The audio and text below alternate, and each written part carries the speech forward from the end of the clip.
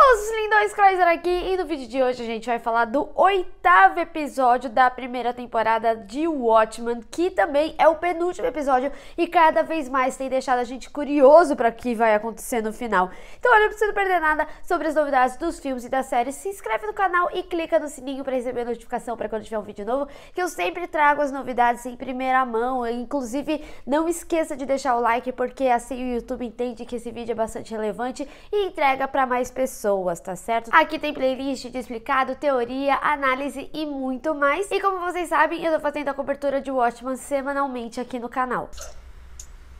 Esse 8º episódio, ele é um episódio bastante reflexivo, principalmente pela complexidade da passagem de tempo da vida do Dr. Manhattan, mas também pelos paradoxos que foram criados por virtude do tempo, como o paradoxo do ovo e da galinha, e também da revelação da Angela, que ela foi a grande causadora da morte do Judge. Mas uma coisa que define bem esse episódio são os detalhes dele. Ele é tão detalhista que até mesmo o título do episódio é incrível, é ambíguo, né? Porque é A God Walks into a Bar, que pode ser a bar de um bar, como ele vai lá para conversar com a Angela, e pode ser também da Angela a bar. Antes da série estrear, o Lindelof tinha falado em uma entrevista que antes dele começar a escrever a história dessa série, ele teve que escrever o que poderia ter acontecido dos eventos do final do quadrinho de 1985 até os eventos do início da série em 2019, e esse episódio deixou muito claro por que ele teve que fazer isso, justamente para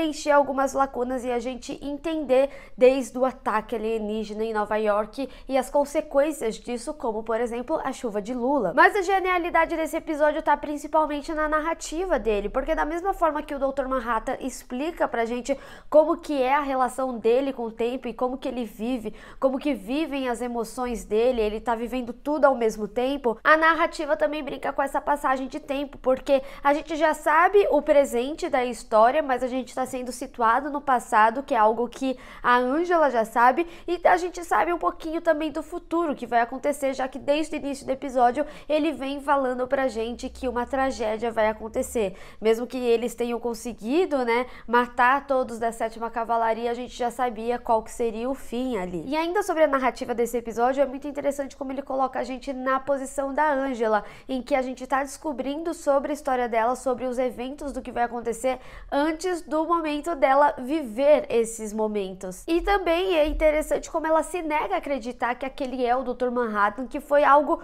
um reflexo que a gente mesmo teve, né? A gente se negou a acreditar que a série utilizaria o Dr. Manhattan ou que eles fariam um Dr. Manhattan para a série, tendo em vista que a gente teve o filme já, então já teria uma associação de imagem para o público. Entretanto, eu acho que eles fizeram muito bem essa explicação dessa origem, e é muito interessante porque em uma época que os super-heróis estão em alta, o Dr. Manhattan é o único herói que tem de fato superpoderes em Watchmen. E é interessante porque ao longo da série sempre teve uma discussão sobre usar máscaras, o porquê de usar máscaras, qual que foi a motivação. A gente pode ver isso tanto na origem do Justiça Encapuzada, quanto também ali na conversa da Laurel com a Sister Night, do porquê que ela usou. E toda essa questão da máscara do Dr. Manhattan foi muito bem observada pelo Osman Dias quando eles estão na Antártica, que ele fala que o Dr. Manhattan tá usando uma máscara de humano. Só que a motivação de usar essa máscara é o amor, totalmente contrário do que geralmente os heróis usam, que é geralmente por um trauma ou por ódio. E por isso, essa humanidade dentro do Dr. Manhattan faz com que ele crie vida na Europa, que é a lua de Júpiter, que a gente já tinha comentado aqui no canal,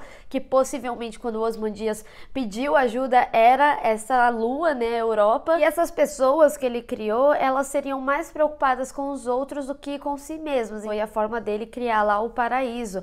E inclusive esse episódio ele faz bastante menção à Bíblia, né? A gente tem várias passagens de Gênesis, seja falando diretamente ou interligando aí com os fatos. O Dr. Manhattan, ele seria a representação tanto de Deus quanto de Jesus, são imagens que acabam se misturando, né? Como Jesus que andou no mar, ou como Deus que criou o mundo, Adão e Eva e tudo mais. Mas esse episódio também traz uma discussão muito interessante sobre o arrependimento. Tanto nessa imagem de Deus do Dr. Manhattan, ele também se arrepende, como também no arco do Osman Dias. E pela primeira vez, a série ela mostrou mostrou que o arco do Ozymandias se conecta de alguma forma ali com a história principal, que é essa história do Dr. Manhattan. No episódio anterior eu tinha levantado a possibilidade da Lady Trill ser a filha dele, e aqui a gente vê que pode ter uma conexão, porque quando o Ozymandias fala sobre a criação dele para fazer com que o Dr. Manhattan esquecesse de quem ele é para se tornar mais humano, ele fala que ele tem o A de amnésia, que faz uma conexão com os projetos que a Lady Trill tem fazendo, como por exemplo a nostalgia. Ela sempre traz esse sentimentalismo aí dos humanos, assim como a empatia, mas também no episódio anterior a gente viu que a empatia é uma criação que veio da mãe dela,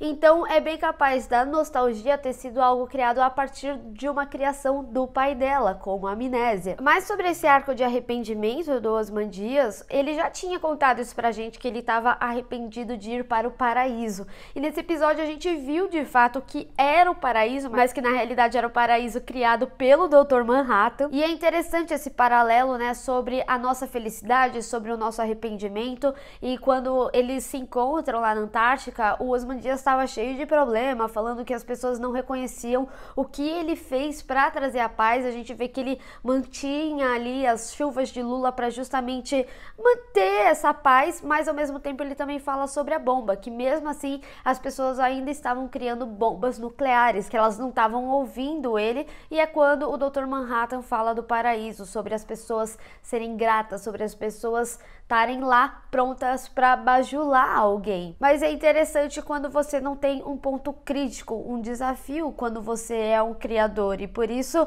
o paraíso o deixa solitário. O episódio deixa entender que ele vai escapar sim, e tem aquela especulação ainda daquele momento em que cai algo lá na fazenda dos Clarks, era o Ozymandias. A gente já viu ele preso lá na estátua também, então é bem capaz desses eventos acabarem se conectando nesse último episódio. Não sei se ele vai ter uma certa conexão com o grande final, que nem foi nos quadrinhos, mas pode ser que ele tenha uma conexão indireta com a Lady Trill. E na promo deixa claro que o Dr. Manhattan ainda não morreu, mas que vai rolar ali o experimento da 7ª Cavalaria, em que o senador se transformaria no Dr. Manhattan, mas ao mesmo tempo a gente também vê a Lady Trill executando o plano dela da paz mundial. Então a gente tem que ver como que isso vai acontecer. Achei interessante que isso vai acontecer na frente da Spectral, então ela vai sofrer muito com tudo que vai acontecer ali.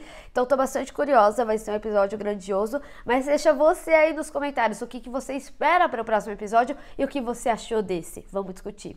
Bem, pessoal, espero que vocês tenham gostado desse vídeo. Não esqueça de deixar o seu gostei e compartilhar nas redes sociais, inclusive me segue lá, se inscreve no canal e clica no sininho para receber notificação para quando tiver um vídeo novo. Te vejo no próximo.